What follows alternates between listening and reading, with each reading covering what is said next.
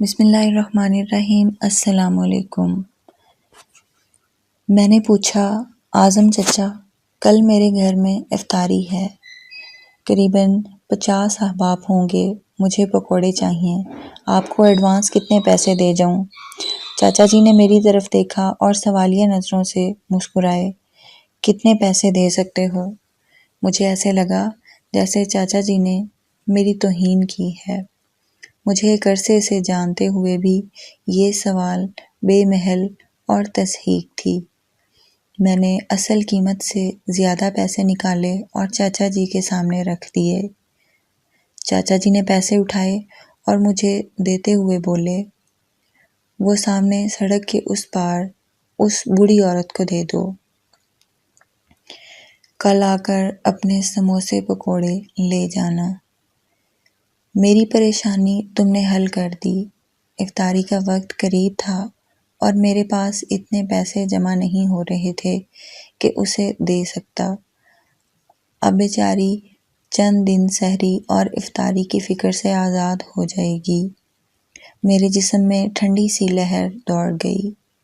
وہ کون ہے آپ کی؟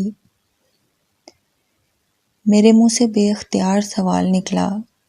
چاچا جی تپ گئے۔ وہ میری ماں ہے، بیٹی ہے اور بہن ہے۔ تم پیسے والے کیا جانو، رشتے کیا ہوتے ہیں؟ جنہیں انسانیت کی پہچان نہیں رہی، انہیں رشتوں کا بھرم کیسے ہوگا؟ پچھلے 3 گھنٹے سے کھڑی ہے، نہ مانگ رہی ہے اور نہ کوئی اسے دے رہا ہے۔ تم لوگ بھوکا رہنے کو زندہ سمجھتے ہو اور پیٹ بھرے رشتہ داروں کو افطاری کرا کے سمجھتے ہو ثواب کما لیا۔ اگر روزہ رکھ کے بھی احساس نہیں جاگا تو یہ روزہ نہیں، صرف بھوک ہے، بھوک۔ میں بوجھل قدموں سے اس بڑھیا کی طرف جا رہا تھا اور سوچ رہا تھا، اپنے ایمان کا وزن کر رہا تھا۔ یہ میرے ہاتھ میں پیسے میرے نہیں تھے، غریب پکوڑے والے کے تھے۔ میرے پیسے تو رشتوں کو استوار کر رہے تھے۔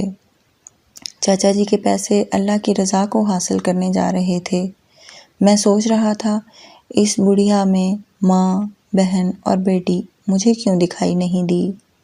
اے کاش میں بھی چاچا جی کی آنکھ سے دیکھتا۔